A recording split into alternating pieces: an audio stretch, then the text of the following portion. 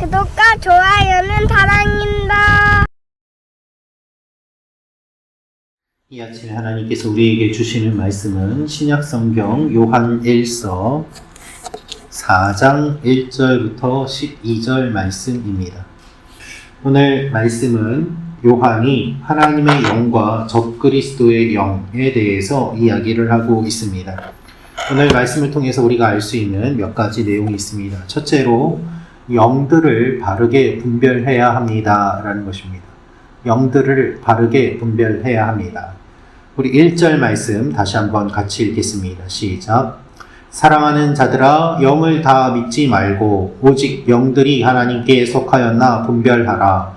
많은 거짓 선지자가 세상에 나왔습니다. 아멘.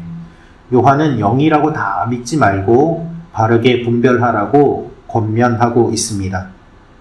분별하라는 말은 어떤 대상을 비판적으로 조사한다는 뜻입니다. 많은 거짓 선지자들이 세상에 나왔고 적그리스도의 영이 나왔다라고 오늘 말씀에서 이야기하고 있습니다. 초대교회 때부터 예수님을 부인하는 세력들이 많이 있었습니다. 예수님의 시신을 훔쳐갔다라고 소문을 내면서 예수님의 부활에 대해서 흠집을 내려는 시도가 이미 마태복음에 기록되어 있을 정도로 예수님의 명예와 예수님의 사역에 대해서 비하하고 또한 조롱하며 그것을 부인하는 적그리스도적인 세력들이 많이 있음을 요한은 이야기하고 있습니다. 예수님의 부활은 영으로만 부활한 것이고 육으로는 부활한 것이 아니다라는 영지주의자들도 있었습니다. 그럴듯한 말들을 하지만 결국에는 예수님에게서 하나님에게서 멀어지게 하는 영들, 이 거짓 영들에 속지 말라는 것입니다. 헬라 철학과 결부된 가르침이 교회에 들어오면서 교회의 믿음을 흔드는 일도 일어나고 예수님을 하나님의 아들이 아니라 인간으로 폄하하는 일들도 많이 있었습니다. 그래서 분별하라고 이야기합니다. 우리가 사는 이 시대도 그렇습니다. 여러분, 유튜브에 수많은 설교가 있습니다. 유명하다는 부흥사, 강사들이 있습니다. 그러나 그들의 가르침이 하나님께 속하였는지 우리는 잘 분별해야 됩니다. 언제나 분별의 기준은 예수님입니다. 특별히 요즘 사람들은 이 분별의 기준이 말씀이 아니라 자기 자신이 된 모습을 보게 됩니다.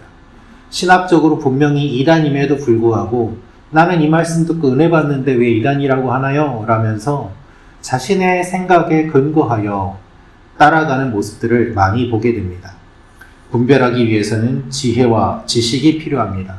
말씀에 대한 지식, 그리고 성령께서 주시는 지혜가 필요한 시대를 우리가 살아가고 있습니다. 특별히 오늘 말씀은 이 분별의 기준이 예수 그리스도임을 분명하게 이야기하고 있습니다. 예수를 시인하지 아니하는 영마다 하나님께 속한 것이 아니니 이것이 곧 적그리스도의 영이니라. 어떠한 그럴싸한 말을 하더라도 예수님을 시인하느냐 그렇지 않느냐 이것으로 분별할 수 있다는 것입니다. 이 아침에 우리가 주님을 붙들고 영을 바르게 분별하는 지혜가 임하게 해달라고, 예수 그리스도만이 우리 기준이 되게 해달라고 다시 한번 기도하며 나아가는 여러분과 제가 되기를 소망합니다. 두 번째로 알 수 있는 것은 성령의 사람은 성령의 음성을 듣습니다. 성령의 사람은 성령의 음성을 듣습니다. 6절 말씀 우리 같이 읽도록 하겠습니다. 시작. 우리는 하나님께 속하였으니 하나님을 아는 자는 우리의 말을 듣고 하나님께 속하지 아니한 자는 우리의 말을 듣지 아니하나니 진리의 영과 미혹의 영을 이로써 아느니라. 아멘. 거짓 가르침은 단순히 진리냐 거짓이냐의 문제가 아닙니다. 이것은 영적인 문제입니다. 성령은 진리의 영이십니다. 성령에 속한 사람은 진리를 압니다. 이 진리는 예수 그리스도이십니다. 여러분, 성령께서 하시는 일은 무엇입니까? 예수님을 더 깊이 알려주시는 것입니다. 성령께서 하시는 일은 우리가 말씀을 읽을 때 이 말씀을 깨닫게 하시고 말씀이 레마로 나에게 주시는 그 말씀으로 다가오게 하시는 것이죠. 성령님은 예수님을 닮아가고자 하는 열망이 생기게 하십니다. 그러나 미혹의 영은 그렇지 않습니다.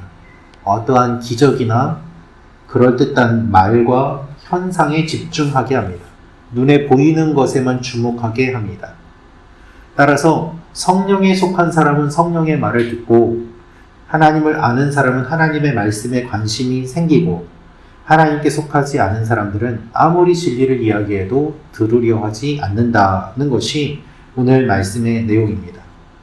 여러분, 우리의 관심이 어디에 있는지를 돌아보는 이 아침이 되기를 원합니다. 나의 관심이 주님께 있는지, 하나님의 영으로, 진리의 영으로 주님의 말씀에 귀를 기울이고 성령의 열매를 맺고자 하는 이 열정이 있는지, 그렇지 않으면 하나님을 싫어하며 내 마음대로 살아가고자 하는 본성이 드러나고 있지는 않은지 돌아보며 하나님 앞에 우리를 쳐서 복종시키는 이 아침이 되기를 원합니다. 마지막으로 알 수 있는 것은 하나님이 우리를 먼저 사랑해 주셨습니다 라는 것입니다. 하나님 먼저 우리를 사랑해 주셨습니다. 10절 11절 말씀 같이 읽겠습니다. 시작. 사랑은 여기 있으니 우리가 하나님을 사랑한 것이 아니요 하나님이 우리를 사랑하사 우리 죄를 속하기 위하여 화목제물로 그 아들을 보내셨음이라. 사랑하는 자들아, 하나님이 이같이 우리를 사랑하셨은즉 우리도 서로 사랑하는 것이 마땅하도다. 아멘.